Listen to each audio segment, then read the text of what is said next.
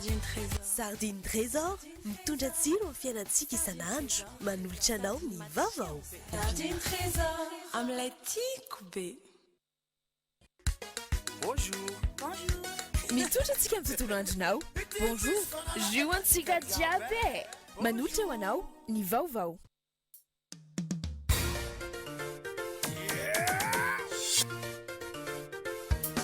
Arahinao ny fampalalam-baovao miaraka amin'ny spaghetti Francia. Spaghetti Francia, safidiko, safidintsika.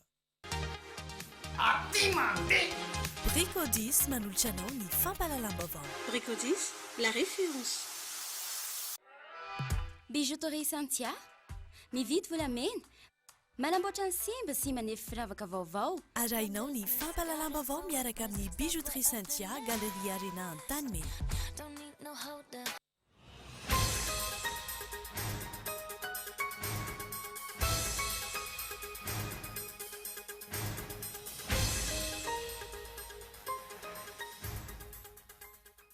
Voaporoa fa tsy nanara-dalàna ny fanjakana ankehitriny raha nambaran'ny filohan'ny nasionaly antoko malagasy miaramiainga manoloana ny raharaha Claudine Razaimamonjy.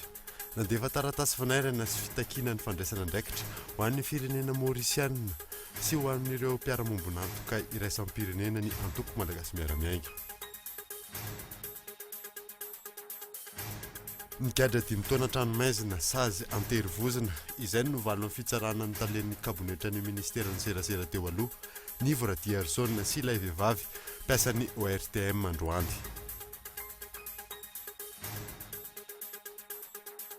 Raikitra ny sakoroka teny Akorondrano ny ataondro teo sakanan'ny commune Antananarivo renivohitra ny fandrodanana ataon'ny M2 Pat mitohy anefa ny fandrodanana vokatry ny teny midina ny alamaina ny commune.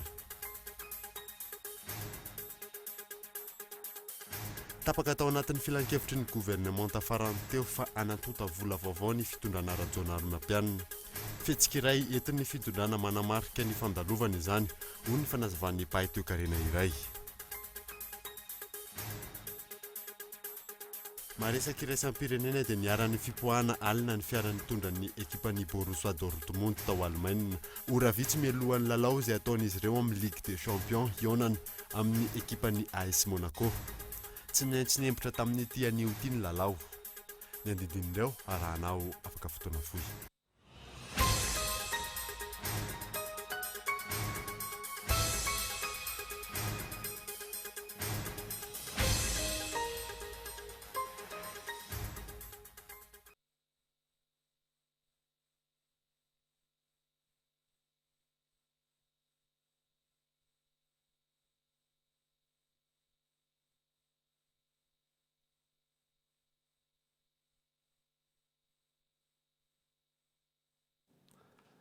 Finaritra tompoko lasy tompoko vavy manasanao ary anaraka ny fampalalam-baovao Kolo TV hatramin'ny farany anombotsika ny vaovao dia voaporofo fa tsy manara-dalàna ny fanjakana ankehitriny raha nambaran'ny filoha nasionaly antoko malagasy miaramiainga manoloana ny raharaha Claudine Razaimamonjy nandefa taratasy fanairana sy fitakiana fandraisana andraikitra ho an'ny firenena Maorisiana sy ho an'ny mpiara-miombon'antoka iraisampirenena ny antoko MMM. Fanadidina. Taratry ny tsy fisiany mangarara amin'ny fitantanana sy ny tsy fanarahan-dalàna ataon'ny mpitondra fanjakana ankehitriny ny zava-misy amin'izao fotoan'izao eo amin'ny raharaham-pirenena raha nambaran'ny filoha nasionaly ny antoko malagasy miaramiainga androany ary firaisana petsapetsa amin'ny mpanodinkodina ny volam-panjakana. Ny antso amin'ny tokony hitondrany ny mpanatanteraka fanazavana mikasika ny raharaha ihany koa izy ireo. Sambany teo amin'ny tantaram-pirenena no misy fitondram-panjakana manampy olona mpanodinkodina volam-panjakana hialy eto amin'ny firenena ka handositra ny velany. Tsisy firenena ntsony angamba zany eto amin'ity tany lazantsika ity satria dia efa nitompona andraikitra mihitsy no miaro ny mpangalatra ary miaro ny tsy mpanara-dalàna rehetra eto amin'ny firenena ka manao antsoavo zay mba hitsara ny fitantanana toy izany ary indrindra manamafy fa tsy mendrika ny anohy fitantanana n'ity firenena ity intsony ny fitondrana amin'izao fotoana izao io aminay dia tokony hiteny ny filoham-pirenena satria mpanompo-tsainany ary olona akaiky azy olona safidiny no voaroroy fanatokodonana volam-panjakana sy tsy fanarahan-dalàna toy izao. Ao koa prime ministre satria izy amin'ny maha-prime ministre azy sady ministre fitsinjaram-pahefana no tao aminy ny aingan'ny fanatokodonana amin'ny volam-panjakana. Ary ireo ministre rehetra amin'ny gouvernemanta izay miray tsikombakomba tamin'ny fanatanterahana n'izany fanatokodonana amin'ny volam-panjakana izany. Manoloana ny raharaha mahavoasarengotra Andramatola izay mamonjy hatrany nandefa taratasy ho an'ny Prime Ministre Mauriciana amin'ny tokony hampodiana an'ity mpandraraha ity eto Madagasikara ny antoko malagasy miaramiainga hanohizana ny fanadihadiana sy hampiarana ny lalàna. Ka tsy afaka nijery fotsiny amin'izany izay ka ho fanatanterahana izany mba tsy ho piray tsikombakomba amin'ity fitondrana ity dia nanoratra izay androany tamin'ny Prime Ministre Mauriciana ny antso azy mba hamerina any olona voaroroy ary miala tsy ara-dalàna teto Madagasikara io hiverina ty an-tanindrazana mba ho tsaraina azy araka ny tokony ho izy fa tsy rariny ny toy izao ary tsy mendrika ho an'ny firenena Mauriciana ihany koa ny tahiry olona toy izany any amin'ny tany misy azy ary tsy tokony koa izy firenena hafa indray andray azy koa eorinaneo fa tokony hiatrika ny fitsarana eto Madagasikara izy. Ankoatra ny gouvernemanta Mauriciana nandefasan'izy ireo taratasy fanairana ny amin'ny tokony andraisana andraikitra ihany koa ny mpiara-miombona antoka iraisam-pirenena fa tsy hijery fotsiny ny raharaha tahaka izao. Raha toy ianareo mpiara-miombona antoka amin'ny Madagasikara ka mbola hijery fotsiny ary izay ny taratasy nalefanay any amin'izy ireo dia ohatra amin'ny ray tsikombakomba ihany nareo amin'ny famonoana n'ity firenena ity miaraka amin'ireo mpitondro ireo. Tsy azo ekena ntsony ny toizan'izao ary malasa mihitsy ary fitenenana hoe mbola iza indray no mahasovoa eto toerana no sahijoro na hitokana zavatra hiaraka amina mpitondra fanjakana izay tsy manaja ny lalàna misy eo aminy intsony. Raha ny fanazavana hatrany, sarotra ary mbola nofy ny ady amin'ny fahantrany eto amin'ny firenena raha misy ny firaisana tsikombakomba amin'ny mpanao tantely afa-drakotra, ny harem-pirenena sy ny volam-panjakana izay tsy misy mipaka amin'ny fampandrosoana ifotony. Nanao antsoavo ny amin'ny tokony andraisan'ny rehetra andraikitra ihany koa ny antoko malagasy miaramiainga fa tsy angina manoloana ny tsy fanjarian'ny ny raharaham-pirenena amin'izao fotoana izao. Ny gadra 5 taona an-tranomaizina sazy anterivozina izay no valin'ny fitsarana ny talian'ny kabinetra ny ministera ny serasera teo aloha Nivo Radierson sy ilay vehivavy mpiasan'ny ORTM tamin'ity androany ity nanao fanambarana mahakasika ny ora raha io ihany koa ny filohan'ny antoko malagasy miaramiainga fanadihadiana Fezora Faly. Migadra 5 taona an-tranomaizina sazy anterivozina i Nivo Radierson talian'ny kabinetra ny ministera ny serasera sy fifandraisana amin'ny androm-panjakana teo aloha sy ramatoa iray tompony andraikitra ara-baritra atao amin'ny ORTM na ofisy misahana ny haino manjerim-panjakana. Afaka noho ny fisalasalana kosa ny tale jeneralin'ny ORTM sy ireo olona roa hafa voaroroy. Izay no valin'ny fitsarana azy ireo no tontosaina teny amin'ny tribonaly teny Anosy androany nanomboka tamin'ny 7 ora maraina teo ary tsy nitsahatra raha tsy tamin'ny 5 ora hariva. Fanadihadiana-mbola-panjakana mahatratra hatramin'ny 700 tapitrisa ariary tsy ahivina no hiampangana azy. Nisy ny fikasihan-tanana sy fanimbana fitaovan'ny namana mpanao gazety teo am-panatanterahana ny asany.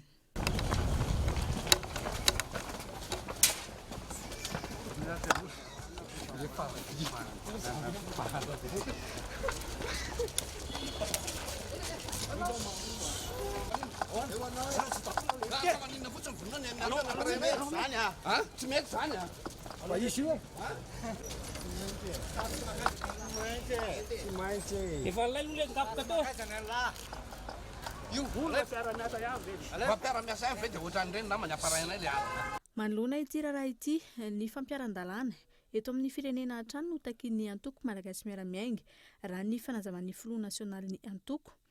Fihinanandrery tsy ny fampizarana tamin'ny tompony andraikitra hafa no tsy nisy ny fitanilana manokana iarovana n'ity talian'ny kabinetra ity. Mety navoan'ny Nivo Radierson fotsiny angamba mety ninandrery izy dia tsy afaka nisy nanampy azy mitsoka ny ala teto Madagasikara. Fa raha ohatra izy nampinana ny olona rehetrarehetra dia nampinana tany amin'ny faratampony ka hatrany amin'ny ambany indrindra tany dia afaka mitsoka nakany Maurice. raha tsy hivina araka ny fanadihadiana efa nentina teto amin'ny fampahalalam-baovao nivezivezy teny amin'ny hôpitalim-panjakana teny Bevelantanana no nahitana ny Nivra Tierson saika isan'andro na dia nahiditra am-ponjavonjy-maika azy izy hatrany amin'ny volana oktobra 2024. Fanontaniana mipetraka anaraka ny dian'ny Claudine Razimamonjy ihany koa ve ity talen'ny kabinetran'ny ministeran'ny serasera teo aloha ity sa izakany sazy miandry azy atao anatin'ny 5 taona. Raikitra ny sakorika teny Akorondrano ny atoandro teo sakanan'ny komuna Antananarivo renivohitra ny fandrodanana ataon'ny M2 Paty eny an-toerana. Mitohy anefa ny fandrodanana vokatry ny baiko midina ny alamaina ny komuna fa ny adadiana teny an-toerana moa eo ny nasaina.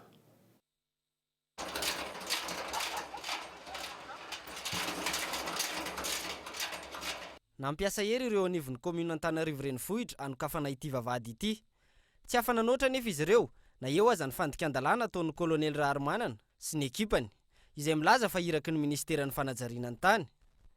Tsy nisy ny taratasy fahazoan-dalana, tsy navelanitra ny vavahady ny lefitry ny ben'ny tanàna eo anivon'ny komuna Antananarivo renivohitra sy ny mpiara-miasa aminy. Ireto tompon'andraikitra ireto izay manambara fa tsy misy ny taratasy fahazoan-dalana ahafahana mandrodana ity trano ity. Raha misy démolition ohatran'io zany dia tokony hisy arrêté zay soniavy ny ramatoa ben'ny tanàna, arrêté municipal zany soniavy ramatoa ben'ny tanàna na soniavy adjoint manatanteraka ny fanapotehana azy. Dia rehefa niresaka tamin'ny tao zany hoe fa hono ty zavatra fanapotehana ity nefa tsisy taratasy soniavy ramatoa ben'ny tanàna. Dia hoe baiko avy amin'ny filohan'ny République ty ozy izy kolonely Raharmanana. Indroa izy ny tena tampy hoe baiko avy amin'ny filohan'ny République. Dia avy eo nantenakany amin'ny lycée hoe aiza ny taratasy en vertu an'inona nareo mamotika an'ity tsy misy fa dia en vertu de l'état malagasy. Dia aiza ary ny taratasy milaza an'izany tsy misy. Iraky ny filohan'ny République ny kolonely tonga teny an-toerana hoy ny fanazavan'ny tompon'andraikitra eo anivon'ny komuna. Le olona nanontany teto zany zany kolonely Joseph Raharmanana zany dia milaza fa hoe baikon'ny président hono zany kanefa tsisy le taratasy. Aiza ary ny réquisition reto police reto tsisy réquisition. Zay zany no mahatonga anay eto hoe asehoany taratasy fandravana azy. Zay. Fandravana tsy ara-drakiny zany sady tsy ara-dalàna. Antrano an'olona privé io fahalalana azy en litige io any amin'ny tribunal. Nanambara ity kolonely ity fa misy ny fahazoan-dalana ara-dalàna amin'ny fandrotanana saingy tsy nasehon'ny tompon'andraikitra eo anivon'ny komuna na ny mpanao gazety. Nanantona teny anivon'ny ministeran'ny fanajariana ny tany ny mpanao gazety saingy nanambara ny tompon'andraikitra fa tsy mahafantatra na inona momba ity raharaha ity. Naneo ny heviny ihany koa ny solombavambahoaka ao amin'ny antoko timy androany manoloana ny raharaha Claudine Razimamonjy. Mitaky ny mangarahara amin'io raharaha io izy ireo ary manameloka ny fihetsiky ny olona Rina Andriamadavy ihany koa. Fanadadinina arindra Randreny Manana. Ny toetrany ny fanehoan-kevitra nataon'ireo mpanao politika momba ny raharaha Claudine Razimamonjy. Mitaky ny mangarahara manoloana izany ny solombavambahoaka ny antoko timy. Nandray anjara feno momba ny fandefasana an'ilay mpandraharaha any ivelany ny mpanatanteraka raha ny fanazavana. Manjaka eto Madagasikara ny fanarahotam-pahefana amin'ny endriny maro izay ataon'ny mpitondra mpanatanteraka ho ny filazan'ireo solombavambahoaka avy amin'ny antoko timy. Milaza izy fa ministeran'ny fahasalamana no niandraikitra ny fahamoahana. Dia iza no nandraikitra ny fampirana ataona roplanina. Fitondrana mpanatanteraka iray manontolo zany no voalaza ao anatin'io. Miala zany le olom-boatendry miala bala amin'ny teny fa nahazo baiko fotsiny. Noho izany tsisy fitoniana eto raha ohatra ka tsy milamina ny sain'ny vahoaka hoe inona marina no tena zava-misy ary ahoana marina no efa rano io zavatra io. Ankoatra ny fanarahotam-pahefana ataon'ny fanjakana, tsy mahita ny fasahirana ny vahoaka eny fotony ny mpitondra ho ny antoko. Manameloka ny fiarovana n'ireo olombitsy amin'ny fitadiavana tombontsoa izay ataon'ny fitondrana trany, ireo solombavambahoaka timy momba izay raharaha Claudine izay. Manao antsoava amin'ny fianakaviam-be iraisam-pirenena izy ireo. Matoa misy ny zavatra toy izao dia mbola tokony hameraka fanontaniana ary hiditra bebe koa amin'ny atao hoe mangarahara sy fitondrana tsara tantana ny fianakaviam-be iraisam-pirenena. Ny ola zany dia mampiseho zany fa lasa fitondrana manararoatra fahefana ireo olona no fidin'ny vahoaka ary mampiasa olom-boafidy aneo fa ny tombontsoan'olombitsy no atao ho avolenta fa tsy ny fampandrosoana ny vahoaka. mitaky ny fanehoan-kevitra avy amin'ny fanampanatanteraka ireo solombavam-bahoaka avy amin'ny antokotim ankehitriny. Efa nambaran'ireo mpanao politika hatramin'ny ela ny mangarahara mba tena hisiny ny fitoniana eto Madagasikara. Etsakilany milaza fa amin'ny anarana manokana no nanoanan'ireo minisitra avy amin'ny antokotim ny fitondram-panjakana hoy Girivo Randrianarsoa manoloana izao tranga izao. Manao teny roa hatrany moa ireo mpikambana ao anatin'ny antokotim amin'izao fotoana izao sady manohitra no manohana ny fitondrana izy ireo tsy sa maka toerana iray na tena mpanohitra na tena mpanohana ofisialy izy ireo na eny anivon'ny antenimieram-pirenena zany na eny anatin'ny gouvernementa eny. Nanohizantsika ny vaovao kosa indray dia tapaka tao anatin'ny filan-kevitry ny gouvernementa farany teo fa anota vola vaovao ny fitondrana Rajoanary Mampianina ny fisorohana ny fanaovana vola sandoka moa ny voalaza fa anton'izany fihetsik'iray izay entin'ny fitondrana manamarika ny fandalovana izany hoy ny fanazavan'ny pahy toe-karena iray fanadadiny Michela Ranarjona. Nouvelle gamme de billets na vola vaovao tapaka omaly tao anatin'ny filan-kevitry ny gouvernementa fa izy sy ny fanovana ny vola eto amintsika ny endrika ny habeany ny lokony tsy mbola fantatra mazava hatreto ny tena isehoany izay fiovana izay raha ny fanadihadiana natao kosa hiova ny vola ho ampiasain'ny malagasy atsoatsy ary anaraka ny fenitra iraisan'ny pirenena ny fanamboarana azy ary anaraka ihany koa ny fivoaran'ny teknôlôjia hisorohana ny vola sandoka mandeha ihany koa ny feo fa ankoatra ny fiovany endrika hisy ihany koa ny fanampiana ny vola taratasy roa alina ariary. Raha ny fanazavan'ny pahy toe-karena nanaovana fanadihadiana androany isan'ny marika iray ahitana ny fiainan'ny sandam-bola malagasy izany. Anota vola vaovao ny banky foibe ny mahatonga an'izay dia izao eo amin'ny resaka transaction.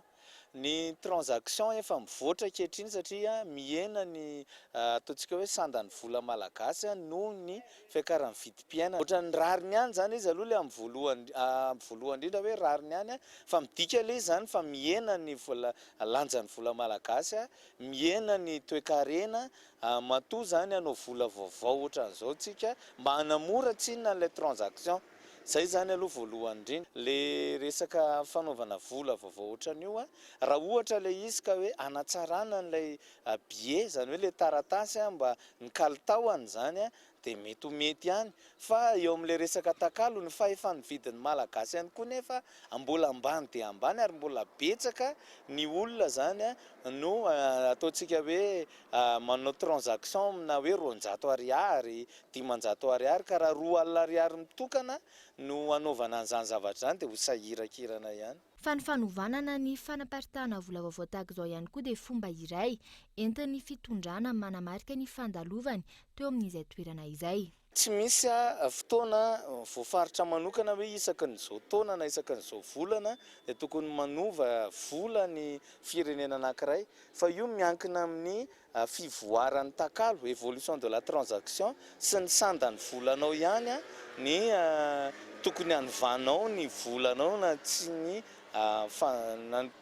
fanovanao fa matetika koa izay mpitondra eo dia himarike ampisongadina hoe mandalo teo amin'ny fitondrana izy dia ny sasany moa zany ny sarin'ny atoko politika ny ataony anaty vola dia ny mpitondra zany manao an'izay ihany koa dia izay ihany koa matetika ny antony mahatonga ny fanjakana sy ny mpitondra eo manova an'izay le marobola zay. Raha tsy ahivina ny taona 4 no nisiany fanavaozana ny vola malagasy farany ireo vola ariary zato 200 ariary 500 ariary ary 1000 ariary no ny antefany izay fiovan'izay. Talohan'izay kosa ny taona 3 ny vola 2000 ariary sy ny 5000 ariary no nasiany fitondrana Ravalomanina fiovana ary tamin'ny taona io ihany koa no nanomboka ny paritaka ny vola 2 alina ariary. Andrasana ny fanampanazavana mikasika izay nouvelle gamme de billets izay raha oviana no hiparitaka inona marina no hiova.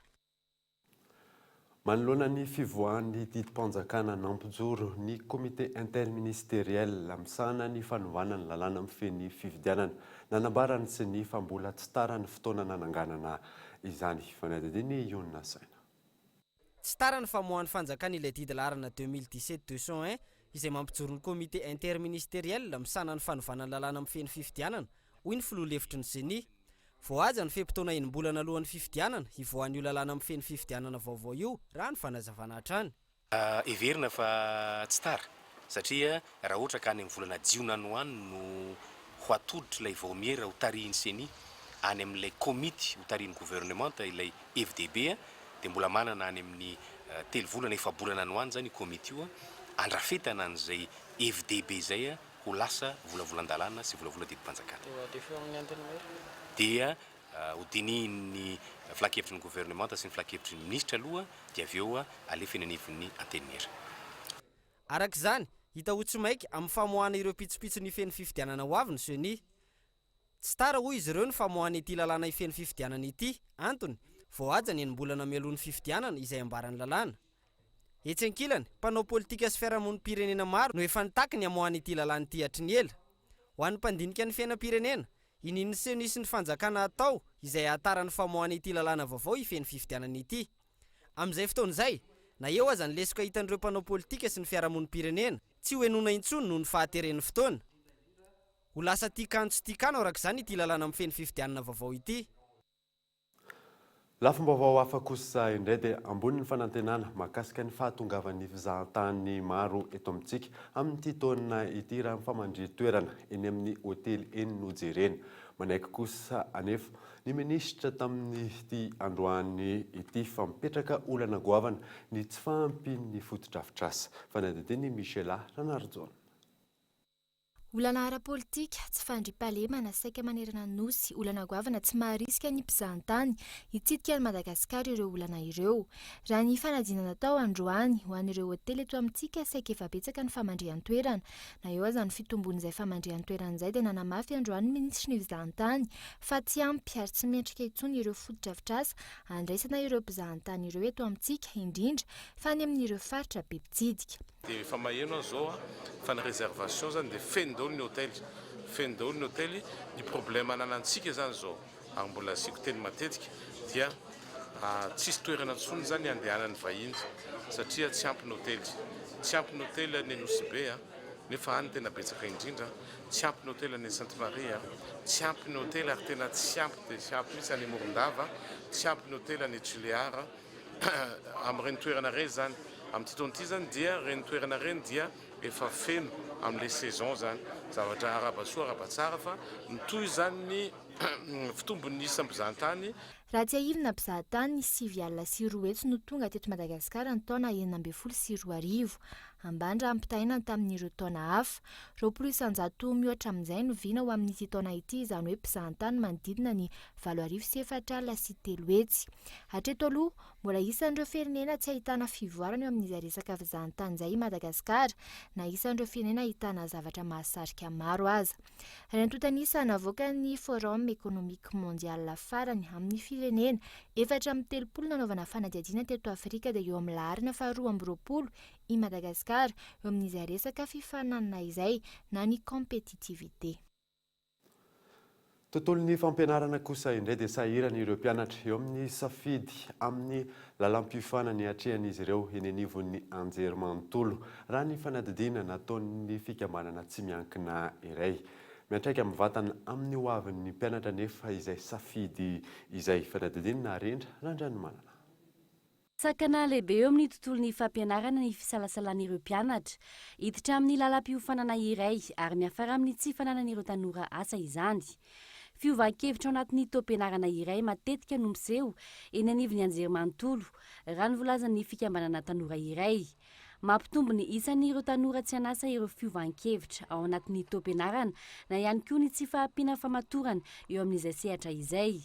Eto Madagasikara tsy misy ny politika mazava entina mampifandray ny mpianatra iray amin'ny lalam-piofanana sahaza azy. Fanorona ny ankizy miandalana izy io zany any ivelany aloha dia manomboka amin'ny classe de 6e hatreo amin'ny classe de première eo no orientena ny ankizy satria ilaina ny mampafantatra andro zareo zao ny asa misy ilaina no mitaizana azy hanao izay asa mahafinaritra azy sy izay asa tiany. Mbola kely izy dia efa tsy hainy hoe inona ny tiany atao. Avy eo vita ny fianarana hoe inona ilay asa atao tsy fantany hoe ahoana ny tokony ataoko raha te hiasa amin'ny sehatra ny anarako io izy eto amintsika mamerina première année imbetsaka izany hoe vita amin'ny bac dia manao filière ray dia avy eo tsy tiana ilay izy na tsy afaka dia avy indreo mamerina filière hafa avy eo mahazo licence raha tsy manao fianarana lavitra fa vitany licence dia mitady asa dia le asa nefa avy eo indray tsy mifanaraka amin'ilay zavatra ianarana fa ohatrany hoe ry aloha licence dia ry nataoko. Miatraika mivatana amin'ny toe-karena eto Madagasikara ny tsy fananana ny fanjakana paikady mazava eo amin'ny fanoronan'ireo mpianatra amin'ny asa tokony ataony. Raha ny tatitra farany, fantatra fa manodidina ny 4 tapitrisa ireo tsy hanasa eto Madagasikara ka 700 amin'izy ireo no tanora avokoa.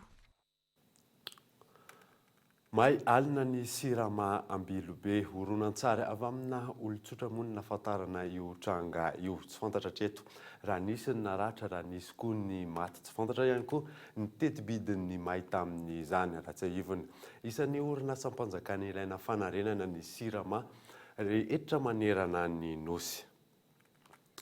Ireto misy dokavarotra alohan'ny anarantsika ny toy ny vaovao izay ahitantsika ny vaovao ara-kolontsaina, vaovao ara-panatanjahantena ary ny maresaka iraisam-pirenena.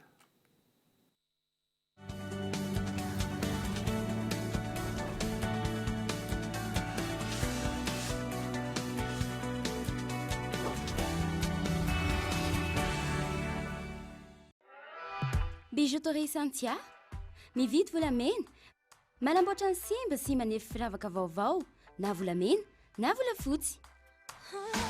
Manomboka amin'ray alina ariary ny firavaka.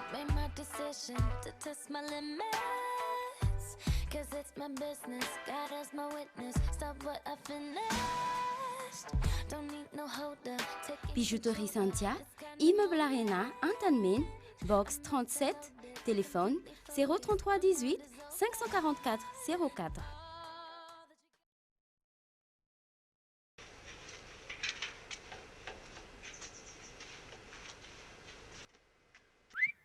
Tsara kosa izy zany. Ino ny loko io azafady? Primokat io ramsa. Aiza no azo ahitana an'io? Ahitana azy daholo ny kenkairy rehetra izay mahazatra anao. Sura mihitsy amin'ilay lavako azy. Merci e.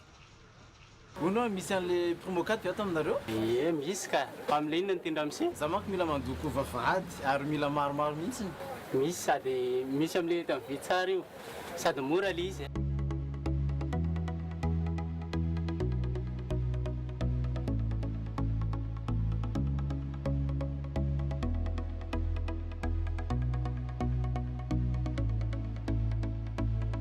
Miss peinture à locaux les Primo 4 hein.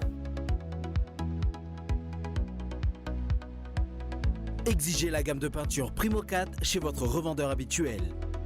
Primo 4, une valeur sûre pour toutes les surfaces.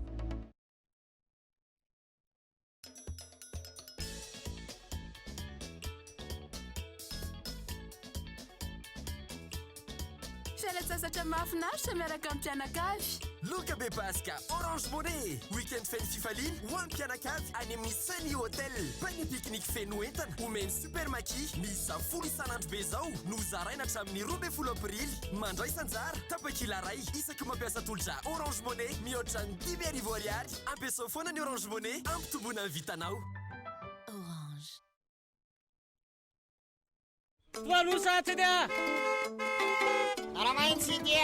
Maro ny namantsika ny tena te olo-pirenena afaka. Izany hoe olo-pirenena manana ny zony sy manefa ny adidiny amin'ny tenany sy amin'ny fiarahamonina.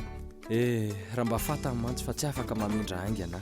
Manana olana nefa izy ireny amin'ny fivezivezeny satria mety tsy mahita na tsy mahare na koa misy olana amin'ny vatana sy ny sainy.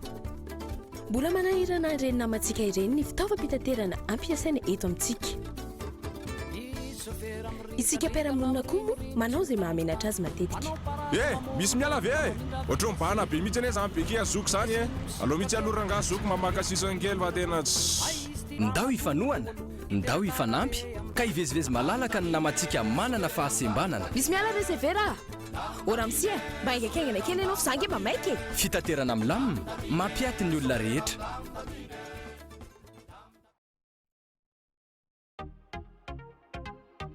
Visitez nos magasins. Bricodis Tsarlalin, Bricodis Tanzumbat, Bricodis Itos, Bricodis Amsterdam.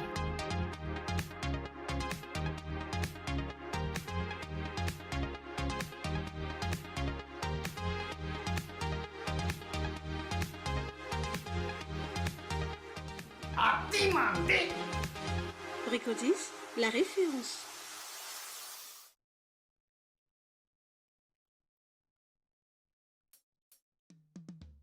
Lala spaghetti Francia Guavambe mandresa anjara manomboka izao ka hatramin'ny 10 aprily 7 fa loka marobe no zarainy toy ny séjour anosy be ho an'olon-droa, scooter, télé-écran plat 42 pouces sy loka maro isan-karazany. Ka manangona logo spaghetti Francia miisa 5 miaraka amin'ny code barre izay hitanao andamosiny fonosana. Asiana anarana sy fanampina anarana, adresy mazava, numéro de téléphone azy karapanondro, ataova anaty valopy ary alefaso amin'ny adresy Sophia Distribution Tanjombato, boîte postale 3975 Tana 101. Ny fisarena dia atao eo amin'ny le parvis de l'hôtel de ville Analakely, 10 aprily 7 amraiky 10 ratoany. Tombola spaghetti Francia. Safidiko, safidintsika.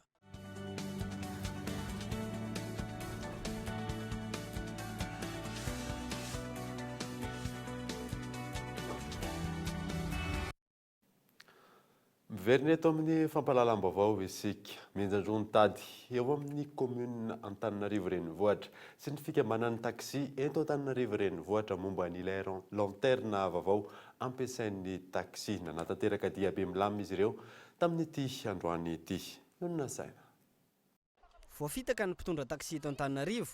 Izay raha fitina ny fitarainan'izy ireo amin'ny faneren'ny commune Antananarivo renivohitra, azy ireo amin'ny fametrana ny lanterne vaovao. Izay vola tian'ilay mpandraram-panamboatra lanterne vaovao omena azy ireo no omena azy. Ny mpamily fiarakaretsaka ihany no manamboatra ny simba amin'ilay lanterne vaovao. Ireo no teboka tsy eken'ireo mpamily fiarakaretsaka anatin'ny FTAR na ny fikambanan'ny taxi eto Antananarivo renivohitra. Antonanaovan'izy ireo ny fitokonana teny Antsonjombe ny maraina teo ary notohizana tamin'ny diabe. Taxi anjatony no nanao izany hetsika izany. Tsy misy ny mangarahara hoy ireo mpitondra taxi ny amin'ny fomba fitantanana eo anivon'ny commune Antananarivo renivohitra. Ireo amin'ny commune mba hatovy tsara le fomba fiasanareo fa tsy izay mpandraraha amin'ny taxi no ataonareo hoe tena fitaovana zany. Ataonareo fitaovana zay ary irariratsy nefa n'le fiasan'le commune mihitsy tsy mandeha amin'izay laoniny fa io zao natao ty recensement ty mbola misy ihany le clandestin. Nasiana soratra le taxi mbola misy ihany le clandestin. Zao ndray amin'ny démarche amin'io ndray izy dia misy vola ao zany tiany ahodinao dia tsy ekenay taxi zay zavatra zay satria ny taxi zany mpandraraha zany fandraharana. Araka ny ahain'ireo mpitondra taxi, fidiram-bola manokana ho an'ny ben'ny tanàna no tanjona amin'ny tirara lanterne vaovao ity, tahaka ny fomba atao amin'ny fakana vola amin'ny tsena sy ny parking, ny fiovan'ny fomba fiasa ao amin'ny commune. Izay ambaran'izy ireo fa tsy manaja ny fifanarahana no anton'izao fitokonana sy diabe ataon'ireo mpamily fiarakaretsaka izao. Tamin'ny voalohany aloha meny taratasy kely ianao dia asainy makany amin'le prestateur dia noho ny mandeha efa hitany miamivoatra le toedrarahan'le taxi zany dia zao ndray zao ohatrany hoe tena hoe bloqué mihitsy ny licence dia nasainy maka anazy ihany aloha ianao dia mety fantatra koa zany le olona zany lasa ohatrany hoe forcine tsy maintsy hakan'le izy dia zao zany aloha sy tomony le lanterne anao dia asainy makany ianao.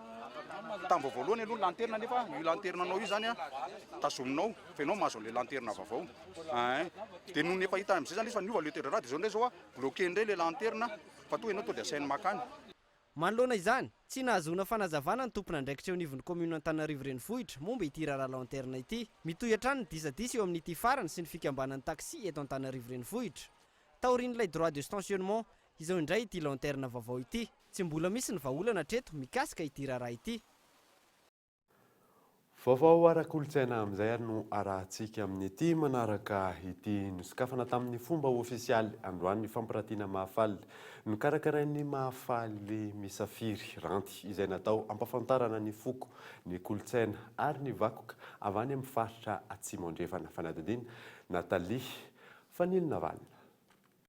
Iray amin'ireo foko 7 misy eto Madagasikara ny foko mahafaly. Maro no milaza sy mampiasa ny fomba fanao mampiavaka azy ireo saingy mbola tsy tena mahafantatra tsara izany akory. Nisy araka izany ny ranty na ampahafantarana ny olona ny tena kolontsain'ny mahafaly karakarain'ireo zanaky ny faritra. Tanjona ny ampahafantarana ny olona ny mahakasika ny fombafomba, ny kolontsaina ary ny vakoka mahafaly. Eo ihany koa ny tantara sy ny fomba fiainana.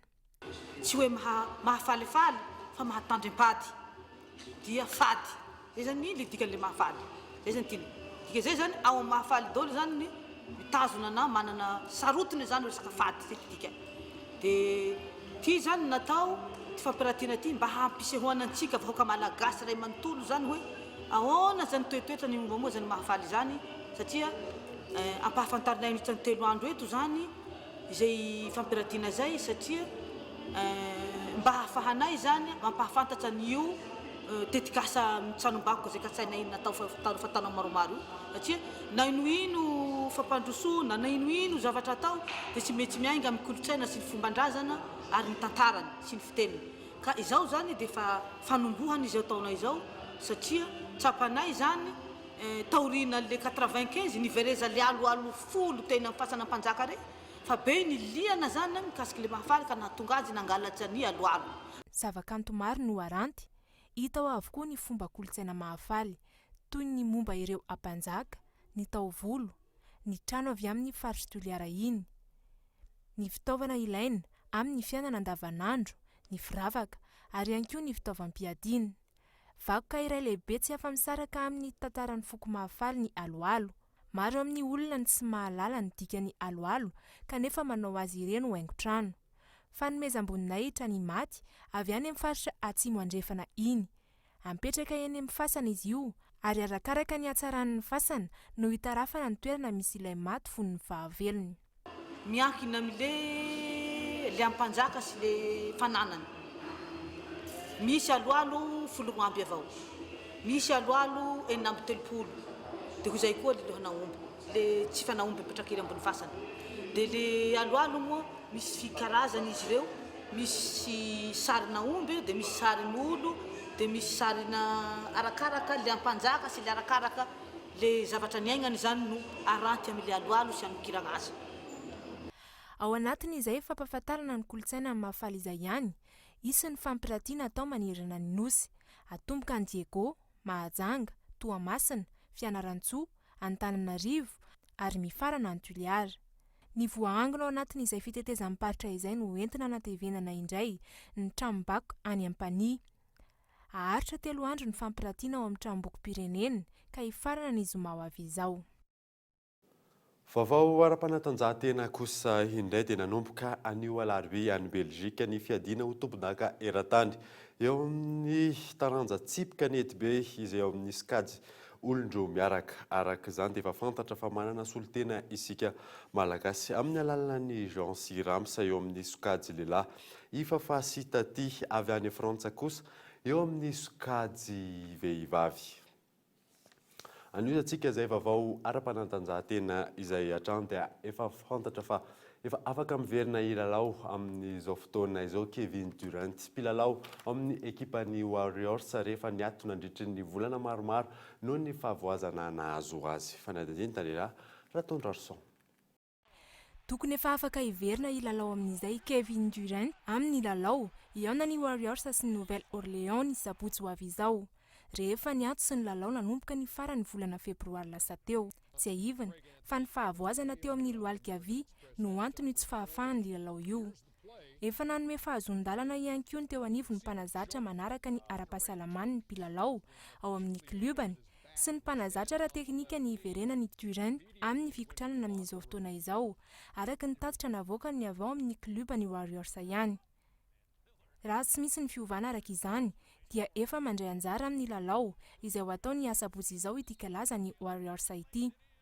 Marina ihany koa fa ankoatra ny fahafolahan'ny lohalika nahazo azy dia nanao fanambarana ihany koa ny mpitsabo azy manokana fa mitady izaka ny fahalemen'ny taolana eo amin'ny faritra ny taolan-drano ihany koa Durant izay 24 taona ankehitriny. Tsy aivana fa efa voaositra ho isan'ny mpilalao mendrika ity mpilalao Amerikanina ity ny taona 13 14 Nandalo fotoan-tsarotra tokoa ny Golden State nandritra izay fotoana naharitra tsy nilalovan'ny Durant satria dia mafy ho an'ny Warriors noho ny sedra faharesena 4 tao anatin'ny lalao 9 izay nataony. Tontolon'ny kitra kosa indray UEFA Champions League any Europa any fambaraka ho an'ny FC Barcelone izay lavon'ny Juventus tamin'ny isa 3 no tsy misy alina. Anantena remontada indray izy ireo amin'ny lalao miverina. Fanadidina avy hatrany. Miverina miaina ao anaty tebotebo indray ny ekipany Barça tsy mifankaiza amin'ny isa nandresen'ny PSG ny Barcelone ny isa nandavon'ny Turinois azy ireo omaly 3 no tsy misy raha toa ka 4 no tsy misy izany tamin'ny lalao mandroso ny dingany ampavalon-dalana. Paolo Dybala no nanokatra ny isa teny amin'ny solaitra be ho an'ny Juventus teo amin'ny minitra 7 rehefa nisy ny tolotra tsara avy any amin'ny Quadrado. Superbly finished. Barcelona opened up. Mbola ety loha laharana ity ihany nanampy isa ho azy ireo 12 minitra taorian'izay. Ity no baolina fahafito ho an'ny Dybala nandritra ireo lalao 7 izay natrehany tao anatin'ny Ligue des Champions. Paulo Dybala with 2 for Juventus.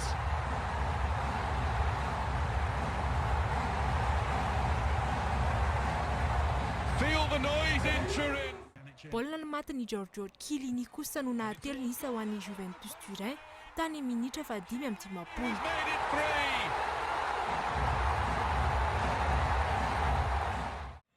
Tsy maintsy ianao vagagana vaovao indray zany ny Barça izay efa mahakely finoana ireo mpanohana azy. Ankilany kosa efa nilaza ny Juventus ny aloha izao lalao mandroso izao fa tsy tovy tamin'ny zava-nitranga teo amin'ny PSG sy ny Barça ny zava-hitranga mandritra ity dingany ampaefadalana ity. Vonona ny tady fandresena izy ireo na eo amin'ny lalao mandroso izany na eo amin'ny lalao miverina izay ho atao amin'ny kianjan'ny Camp Nou ny alarobia ho avy izao. Itoyany kosa ny tapany faharoa amin'izany ampaefadalana mandroso izany. Atletico Madrid andray ny Leicester, anafika ny Bayern Munich kosa ny Real Madrid. Ho atao an'io kosa ny ampaefadalana mandroso eo amin'ny Dortmund sy Monaco izay tsy totosa omaly. Maresaka iraisam-pirenena izay tafiditra ao anatin'izay resaka Champions League any Europa izay hatrany dia niaran'ny fipoahana alina ny fiarany tondra ny ekipany Borussia Dortmund tao Allemagne ora vitsy mialohan'ny lalao izay ataon'izy ireo anatin'izay Ligue des Champions izay rehefa iona amin'ny ekipany AS Monaco na hempotra amin'ny ity anio ity ny lalao. Fanadadiny eo amin'ny sariny France 24. Tsy maintsy nahempotra ny lalao fifanindranan'ny Borussia Dortmund sy ny Monaco amin'ny Ligue des Champions raha toa ka tokony natao tamin'ny 7 ora latsaka fahefa no maly noho ny fipoahana in-telo misesy nanakaiky ny fiarany tondra ny ekipa Borussia Dortmund. Hatreto tsy nisy ny ainana fohy ary mpilalao Alemaina iray no naratra noho ny fiparitahan'ny fitaratra. Tsy maintsy natao izay nanadiovana ny kianja sy ny manodidina rehetra. Tsy nety laza misimisy kokoa momba izay kosa ny teo anivon'ny procureur. Zum sehr vorläufigen kann ich sagen, dass in Nahita taratasy teo akaikin'ny toerana nisian'ny fipoahana izahay. Tsy afaka ilaza misimisy kokoa noho izay kosa ny tenako fa mbola andalana ny fanadihadiana. Mbola manadiady kosa izahay ny amin'ny tena zava-nisy marina. sur son authenticité. Mbola andalana ny fanadihadiana hatreto. Tsy mbola nisy fanazavana ihany koa mikasika ny avian'ny fipoahana. Tsy fampirorohana no amaritan'ny polisy Alemaina io tranga io fa fipoahana mahery vaika. Namafisy naingana kosa ny fitandronan'ny fandriam-pahalemana tao amin'ny stade taorian'io fipoahana io. Manodidina ny 5,4 alina isa ireo mpijery ivavonina tao an-toerana tamin'io fotoana io. Nanohana ireo mpilalao sy mpijery tamin'ny alalan'ny hira taorian'ny fahafantarana fa niaran'ny fipoahana ny fiaran'izy ireo. Niray feo tamin'ny mpijery ihany koa ny ekipan'ny Monaco izay efa tafiditra tao amin'ny stade tamin'io fotoana io ary nanohy nanao ny fanazarantena.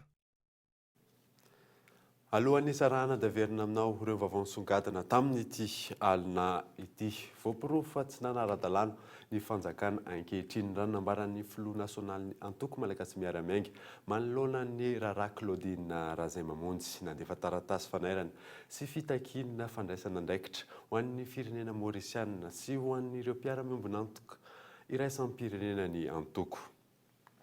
Ny giadra 5 taona an-tranomaizina sazy an-terivozina izay nivalin'ny fitsarana ny taleny kabonetran'ny ministeran'ny serasela teo aloha Nivo Ratiarsona sy ilay vehivavy mpiasan'ny ORTM tamin'ity androany ity ary farany moderektra ny Sakorika teny akoron-dranony atoandro teo sakanan'ny commune Antananarivo renivohitra ny fandrodanana ataon'ny M2 Pat. Nitoy anefa ny fandrodanana vokatry ny teny midina ny alamaina tamin'izany ny commune. Dia izay mamarana ny vaovaontsika tamin'ity alina ity. Ankasitrany ianao nanaraka izany. Soava tsara daholo tompoko.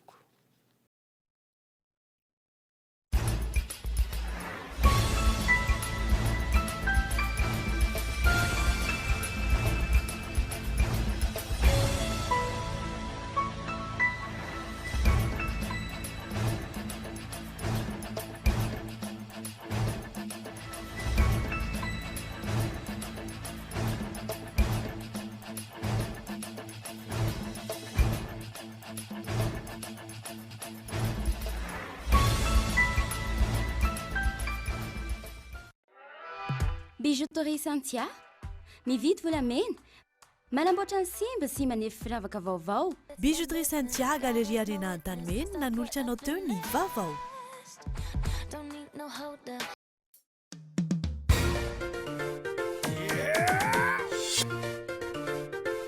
Ny fampalalam-bavao narahinao teo miaraka amin'ny spaghetti Francia. Spaghetti Francia, safidiko safidintsika. Bonjour. Bonjour. Narahinao teo ny vaovao miaraka tamin'ny bonjour. Joantsika jiaby. Sardine Trésor. Sardine Trésor. Ny fampalalam-bavao miarahanao tamin'ny Sardine Trésor. Sardine Trésor. Amin'ilay tiako be. Ny fampalalam-bavao miarahanao tamin'ny Brico 10. Brico 10, la référence.